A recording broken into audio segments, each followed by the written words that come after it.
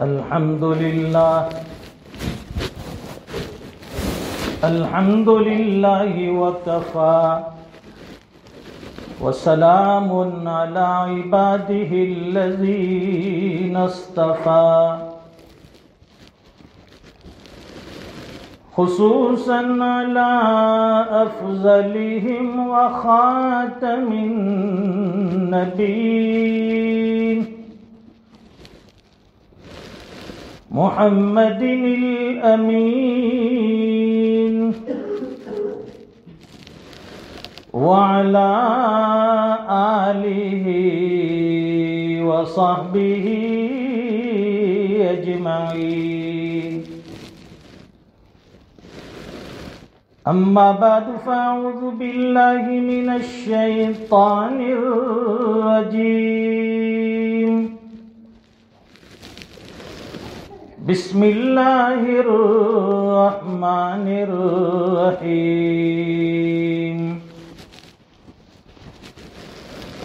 لقد كان لكم في رسول الله أسوة حسنة لمن كان يرجو الله واليوم الآخر وذكر الله كثيرا. صدق الله العظيم.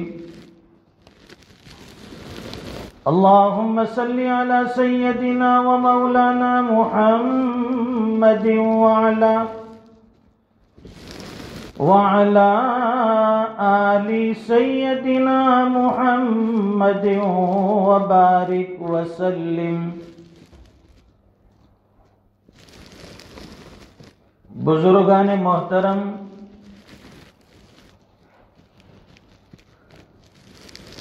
یہاں تشریف فرما قابل قدر حضرات علماء کرام،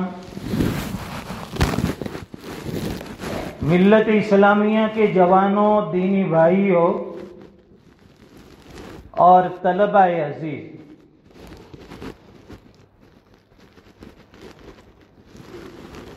میرا اور آپ کا آئیڈیل، بلکہ دنیا میں جو انسان بھی کامیاب بننا چاہتا ہے، جو آدمی بھی ترقی کرنا چاہتا ہے، دونوں جہاں کی فلاح و بہبود چاہتا ہو،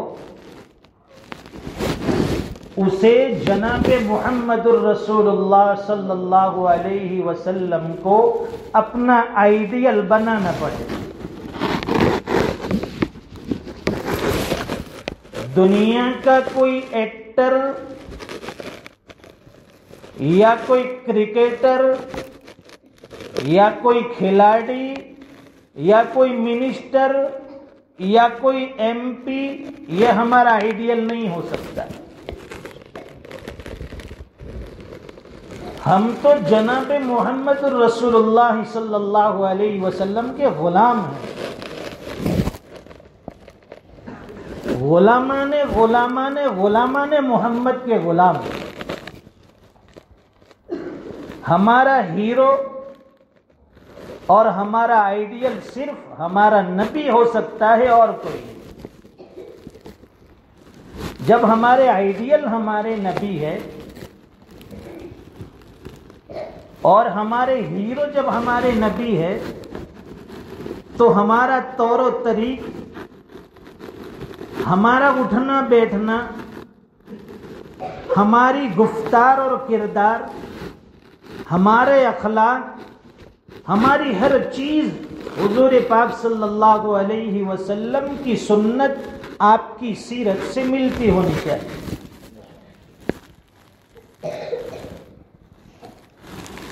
اور جتنا ہم اتباع رسول کے قریب ہوں گے، سنت سرکار کے قریب ہوں گے، اتنا عشق بڑھے گا، اتنی محبت بڑھے گی، اتنا سنتوں پر عمل کرنا، رواج دینا آسان ہو جائے گا. اور جتنا ہم سنتوں کے قریب ہوں گے، اللہ کی محبت خود بخود بڑھتی جائے گی.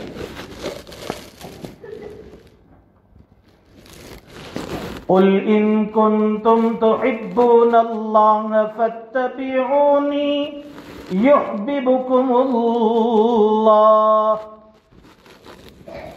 قرآن کریم میں حق تعالی شانہ فرماتے ہیں اے نبی کہہ دیجئے، اعلان کر دیجئے کہ اگر تم یہ چاہتے ہو کہ اللہ تم سے محبت کرے تو جناب محمد الرسول اللہ صلی اللہ علیہ وسلم سے محبت شرط۔ فاتبعونی، میری اتباع کرو، میری سنتوں کو زندہ کرو، میرے اسوے کو اپناؤ۔ یحببکم اللہ، جتنا اتباع سنت زندگی میں آئے گی اللہ کی محبت بڑھتی جائے گی۔ یحببکم اللہ، اللہ تم سے محبت کرتے جائیں گے، تم پر اپنا پیار لٹاتے جائیں گے۔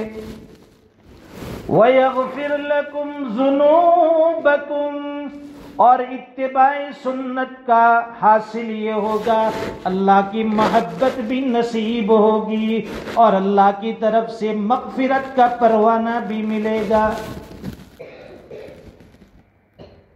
یہی تو ہمارا منشا ہے، ہمارا رب ہم سے راضی ہو جائے۔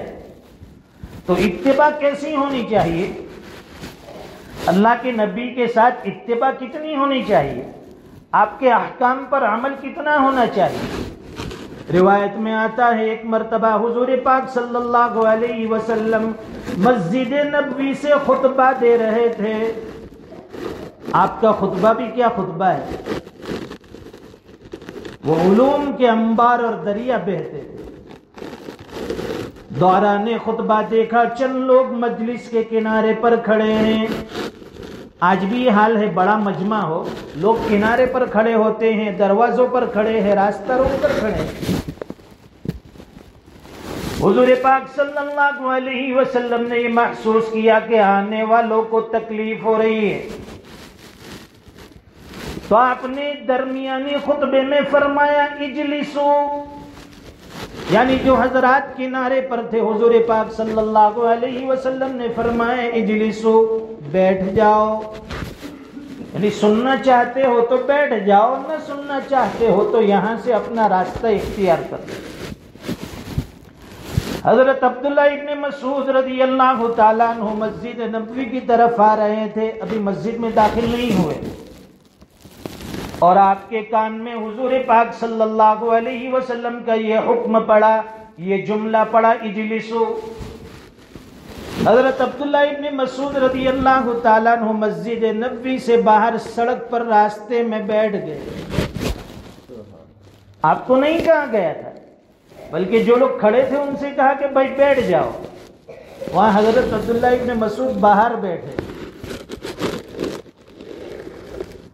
جب خطبہ پورا ہوا، نماز سے فراغت کے بعد حضور پاک صلی اللہ علیہ وسلم نے حضرت عبداللہ ابن مسعود رضی اللہ تعالیٰ عنہ سے فرمایا کہ عبداللہ میں نے تمہیں تو نہیں کہا تھا کہ بیٹھ جاؤ، تم باہر دروازے پر، راستے پر، سڑک پر کیوں بیٹھے؟ حضرت عبداللہ ابن مسعود رضی اللہ تعالیٰ عنہ نے بڑا پیارا جواب دیا، فرمایا کہ اللہ کے نبی آپ کا حکم میرے کان میں پڑ جائے، عبداللہ کی مجال کیا کہ اس کا ایک قدم آگے بڑھے۔ اگرچہ آپ نے مجھے نہیں کہا لیکن آپ کا حکم تو میرے کانوں تک پہنچا، اب عبداللہ کی مجال کیا ہے کہ ایک قدم یہاں سے اور آگے بڑھے۔ اس لیے میں حضور پاک صلی اللہ علیہ وسلم سے عرض کیا کہ اللہ کے رسول بس اس ادب کی وجہ سے میں وہاں بیٹھ گیا، میرے پیر نے ہمت نہیں کی آگے چلنے کی، آگے قدم بڑھانے۔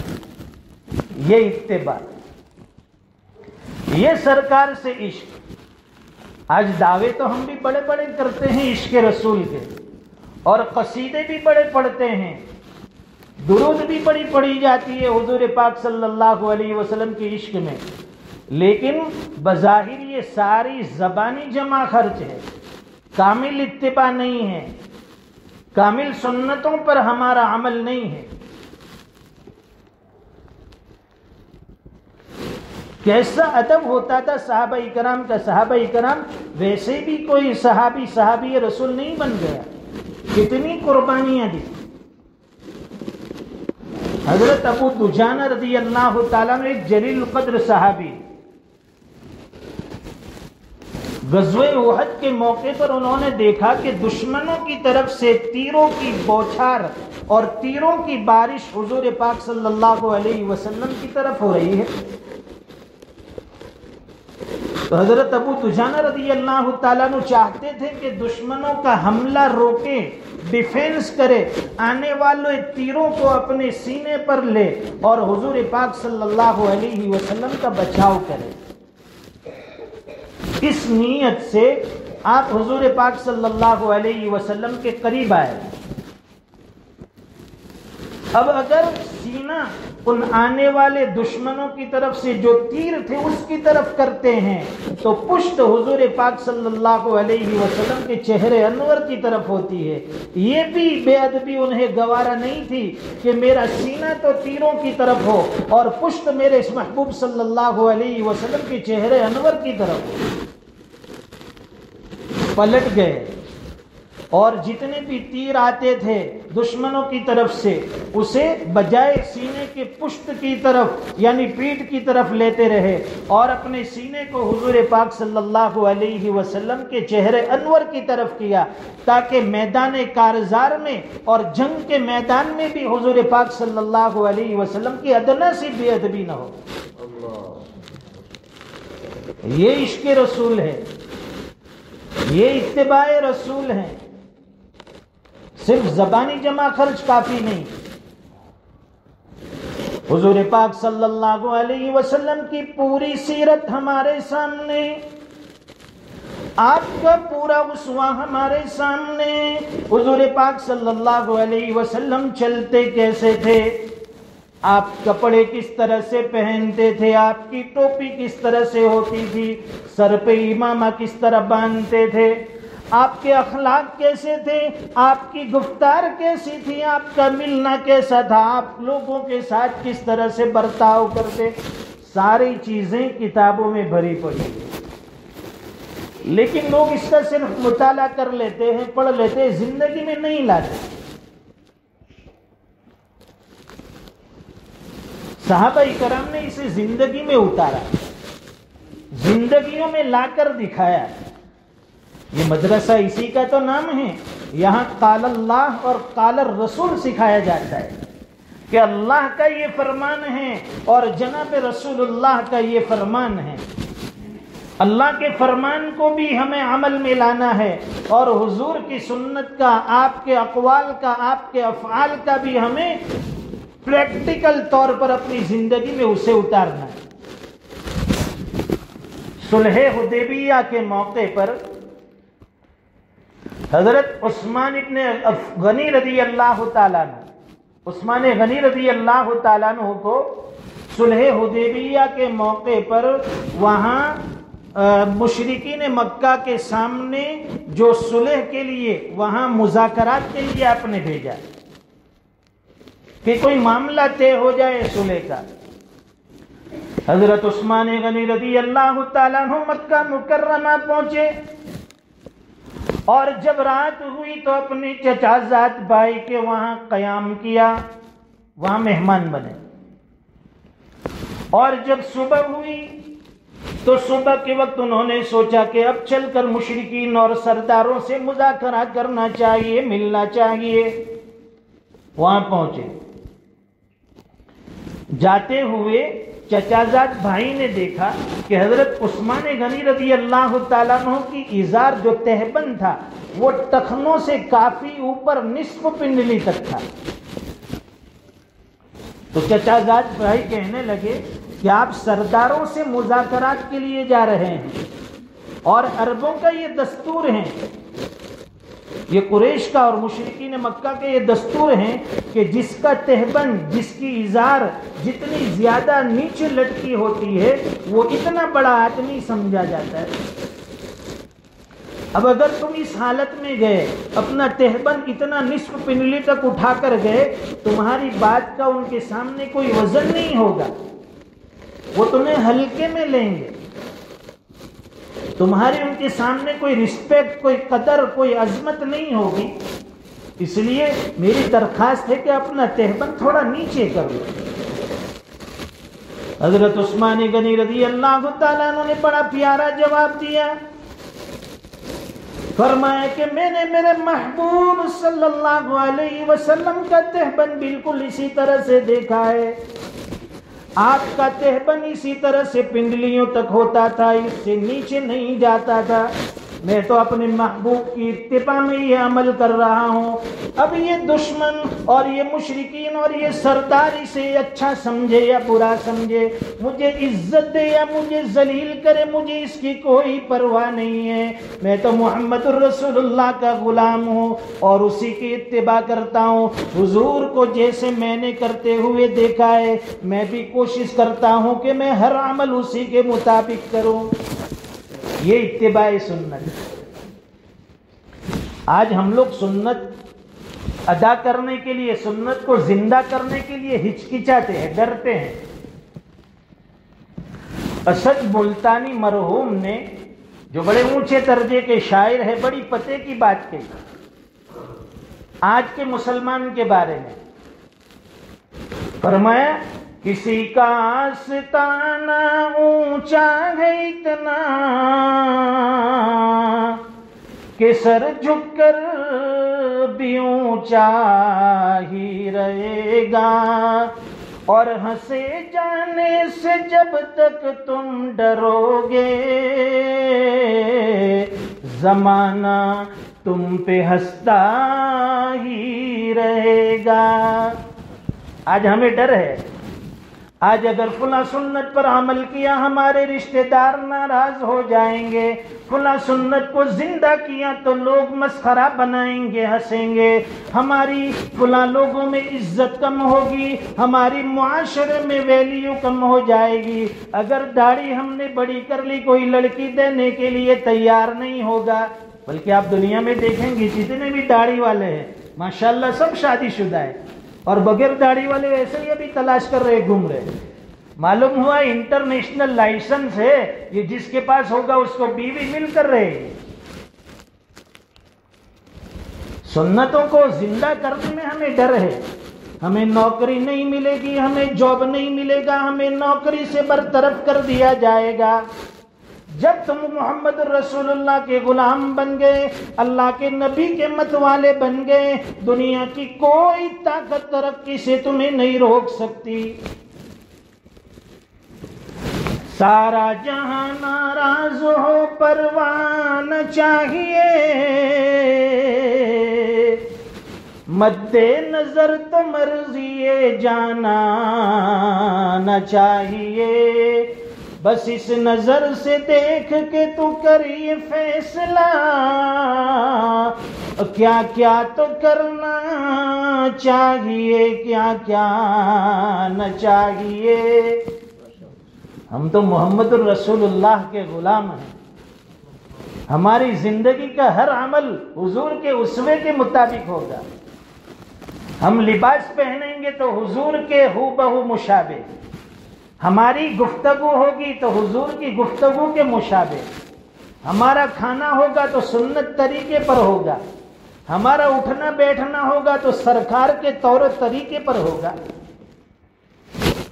یہی تو ایک مسلمان کی پہچان ہے، اور مدرسوں میں یہی چیزیں سکھائی جاتی ہیں۔ اساتذہ اسی پر محنتیں کرتے ہیں۔ یہ احادیث رسول جو یہاں پڑھائی جاتی ہے، استاد بھی یہ چاہتا ہے کہ حضور کی ہر حدیث پر ہمارا عمل ہو، شاگرد بھی یہ چاہتا ہے کہ ہر حدیث پر میرا بھی عمل ہو جائے۔ بعض صحابہ اکرام قرآن کریم کو انہوں نے پورا حفظ نہیں کیا، اس لیے کہ ان کی یہ چاہت تھی کہ جتنا قرآن کریم حفظ کرتے جائیں گے، اس پر جب ہمارا عمل ہو جائے گا، اس کے بعد ہم دوسرا حصہ یاد کریں گے۔ تو وہ قرآن کریم پڑھتے بھی جاتے تھے، یاد بھی کرتے تھے، اور اس پر عمل بھی کرتے تھے۔ آج ہم لوگ صرف یاد کر لیتے ہیں کہ بھائی فلاں حافظ قرآن ہے، فلاں حافظ قرآن ہے، عمل دیکھو تو عمل کوئی نہیں ہے۔ کوشش یہ کرنی ہے عزیز طلبہ کہ ہم جتنا یہاں استاد کے پاس پڑھیں گے اس کو عمل میں لائیں گے، اپنی زندگی میں لائیں گے، جتنی چیزیں عمل میں آتی جائے گی وہ چیز آپ کے پاس علمی اعتبار سے محفوظ ہو جائے گی۔ جن پر ہمارا عمل ہوگا وہ ساری چیزیں عمل کرنے کی وجہ سے اور عمل کی برکت سے ہمارے پاس محفوظ۔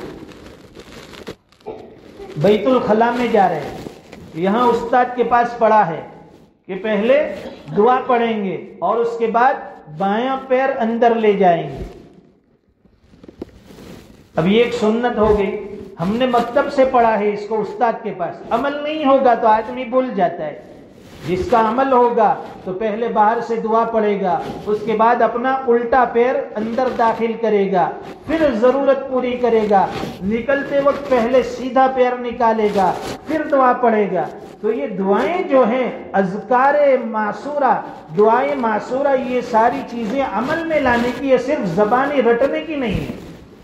ہم لوگ اسے بچوں کے پاس رٹوا دیتے کہ بھئی یہ سونے کی دعا ہے، یہ کھانے کی دعا ہے، یہ کپڑے پہننے کی دعا ہے، لیکن بچوں سے اس کی مشق بھی کروائے۔ بچے جب سونے کے لیے جائیں گے، ایک استاد یا کسی طالب علم کو مقرر کیا جائے کہ بھئی اپنے کمرے کے اندر تمہاری ذمہ داری ہے، سونے سے پہلے سب بچوں کے پاس یک بار کی دعا پڑھائی جائے، اللہم بسمک اموت واحیا۔ اٹھنے کے وقت بھائی دعا پڑھی جائے، کھانا کھانے ہم نے بعض مدارس میں دیکھا ہے ماشاءاللہ کہ مطبخ میں جب بچے جاتے طعام کے لیے، کھانے کے لیے، تو وہاں پہنچنے کے بعد پہلا کام ہوتا ہے کہ ایک بچہ کھڑے ہو کر ادب سے کھڑا ہوگا، پھر بسم اللہ الرحمن الرحیم، سارے بچے بسم اللہ الرحمن الرحیم، پھر وہ پڑھے گا بسم اللہ وعلی برکت اللہ، باقی بچے بھی بسم اللہ والا، پھر کھانا شروع کریں۔ فراغت کے بعد پھر ایک بچہ کھڑا ہوگا، پھر وہ کھانے کے بعد کی دعا پڑھوائے گا۔ تو یہ معمولات اور پریکٹیکل یہ جو دعائیں ہیں ہم یہاں جو سیکھتے ہیں اس کو عملی طور پر اپنی زندگی میں لانے کی ضرورت ہے، تب جا کر وہ چیزیں محفوظ ہوگی اور یاد رہے گی۔ گھر میں جانا ہے پہلے سلام کر کے جائے، نکلیں گے سلام کر کے نکلے، راستے میں کوئی مل جائے سلام کرے۔ یہ سارے آداب، یہ ساری سنتیں کب زندہ ہوگی؟ جب اس کو عمل میں لائے گی۔ یہاں استاد تو سکھاتا ہے طالب علم کو کہ بیٹا گھر جاؤ، امی ابا کو سب کو سلام کرو، جب نکلو تو پھر سلام کرو، لیکن اس کے لیے ماں باپ کی بھی ذمہ داری ہے۔ ماں باپ کی ذمہ داری ہے کہ ہمارا بچہ مدرسے میں جو پڑھ کر آیا ہے، گھر آنے کے بعد وہ تعلیم اور اس علم کا اثر اس کے اندر ہے یا نہیں، یا اس کی موجودگی میں ایسا کوئی کام نہ کیا جائے جو اس کی علمی میدان اور علمی سفر کے اندر رکاوٹ بنے۔ ہمارے حضرت اکثر فرماتے ہیں ہم چاہتے تو یہ ہیں کہ ہمارے بچے عالم دین بنے، حافظ قرآن بنے، اور گھر میں دیکھو ٹی وی کے اوپر ڈرامے دیکھے جا رہے ہیں، فلمیں دیکھی جا رہی ہے، پھر بچہ گھر کے ماحول میں جائے گا، وہ بھی فلمیں دیکھے گا، ڈرامے دیکھے گا، وہ بچہ کبھی قابل نہیں بنے گا۔ ماں باپ کو قربانی دینی پڑے گی، ماں باپ کو اس کے ساتھ اس کے جیسا بننا پڑے گا، تب جا کر ہمارے بچوں کے اندر جو علم سیکھا ہے اس کا عمل آئے گا اور علمی پختگی پیدا ہوگی۔ ماشاءاللہ یہاں مدرسہ کیا نام؟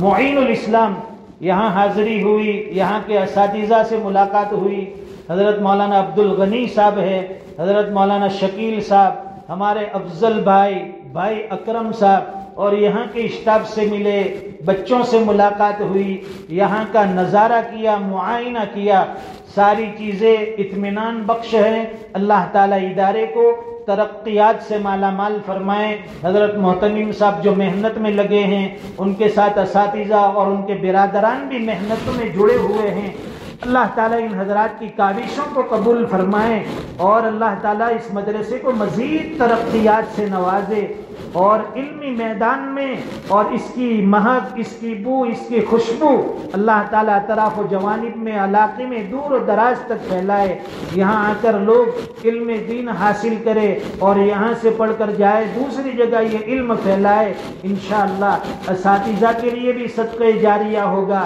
منتظمین کے لیے بھی صدقہ جاریہ ہوگا، ہمارے ساتھ سفر میں ہمارے حضرت مفتی مستقیم صاحب بھی تشریف لائے ہیں، حضرت مفتی ابراہیم صاحب گودروی بھی تشریف لائے ہیں۔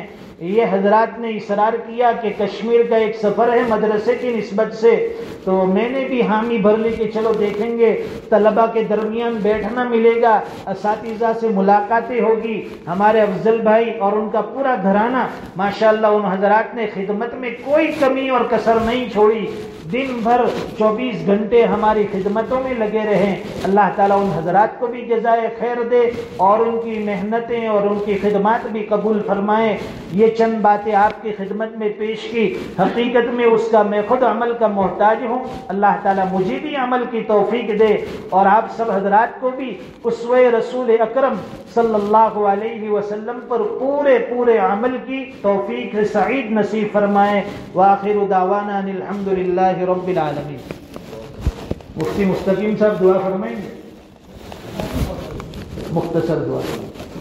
اللهم صل على محمد كلما ذكره الذاكرون وصل على محمد كلما غفل عن ذكره الغافلون ربنا آتنا في الدنيا حسنة وفي الآخرة حسنة وقنا عذاب النار۔ پیارے اللہ ہمارے گناہوں کو معاف فرما، خطاؤں سے درگزر فرما، رحم کا، کرم کا، عافیت کا، خیر کا معاملہ فرما۔ پیارے اللہ ہر خیر مقدر فرما، ہر شر سے حفاظت فرما، خصوصاً زندگی اور موت کے فتنے سے حفاظت فرما۔ اے اللہ علوم نافعہ سے مالا مال فرما، اعمال صالحہ کی توفیق عطا فرما۔ یہاں معصوم بچے طلب علم کے لیے حاضر ہوئے ہیں، ان کے والدین نے انہیں اصول علم کے لیے یہاں بھیجا ہے۔ یہ معصوم بچے جنہیں اپنے ماں باپ بھی یاد آتے ہیں، اپنے بھائی بہن یاد آتے ہیں، اپنے گھر کا کھانا یاد آتا ہے، اپنے گھر کا آرام اور راحت یاد آتا ہے، یہ ساری قربانیاں اور مجاہدے کے ساتھ یہاں مدرسے میں قیام پذیر ہے۔ پیارے اللہ ان کے قربانیوں کے صلے میں انہیں علوم نافعہ سے مالا مال فرما، اساتذہ کی محنتیں قبول فرما، انتظامیہ کی محنتیں قبول فرما، ادارے کو ترقی دینے میں جن جن وسائل کی ضرورتیں ہیں پیارے اللہ اپنے خزانے غیب سے وہ ساری ضرورتیں پوری فرما۔ ہماری آمد کو بھی قبول فرما، یہاں کی حاضری کو مقبول منظور فرما۔ یہاں علماء اکرام تشریف فرما ہیں، اساتذہ اعظام ہیں، حضرات مفتیان اکرام ہیں۔ یا پیارے اللہ بڑا پیارا مجمع ہے، یہاں سفید ریش بزرگ بیٹھے ہیں، معصوم بچے ہاتھ اٹھا کر بیٹھے ہیں۔ پیارے اللہ ہم نہیں کہتے کہ ہمارے اٹھے ہوئے ہاتھ قبول کر لے، ہم یہ چاہتے ہیں کہ اس مجمع میں کوئی آپ کا ایسا ایک بندہ تو ہوگا جس کی ادائیں آپ کو پسند آتی ہوگی۔ پیارے اللہ ان کے اٹھے ہوئے ہاتھ قبول فرما لے، اس کے صدقے میں ہم سب کے اٹھے ہوئے ہاتھ قبول فرما لے۔ مدرسے کو ترقی عطا فرما، پیارے اللہ مدرسے کو ترقی عطا فرما، مدرسے کے ماحول میں پاکیزگی عطا فرما، اطراف و جوانب میں جتنے بھی مسلم گھرانے آباد ہیں مدرسے کی محبت ان حضرات کے دل میں جاگزین فرما، ادارے کے حق میں ان کے دل میں عظمت اور محبت پیدا فرما، اساتذہ کا ادب احترام پیدا فرما، طلبہ عزیز کے ساتھ اے اللہ شفقت کا معاملہ کرنے والا بنا۔ پیارے اللہ ادارے کو ترقیات کے اعلیٰ مینار تک پہنچا دیجئے، مدرسے کی ضرورت خزانہ غیب سے پوری فرما دے۔ اے اللہ ہم بھی مسافر ہیں، اے اللہ اس مسافر کے اٹھے ہوئے ہاتھ قبول فرما لے، ہماری مانگتیں قبول فرما لے۔ اے اللہ ہماری ماں بہنوں کو قبول فرما، پوری امت کو قبول فرما، امت کے ایک ایک فرد کو قبول فرما، جو مانگا وہ بھی عطا فرما، نہ مانگ سکے بغیر مانگے اس سے بہتر و بڑھ کر عطا فرما۔ یہ دعائیں اپنے فضل و کرم حبیب پاک صلی اللہ علیہ وسلم کے صدقے تو فعل قبول منظور فرما۔ ربنا تقبل منا انك انت السميع العليم وتب علينا انك انت التواب الرحيم وصلى الله على النبي الكريم آمين برحمتك يا ارحم الراحمين۔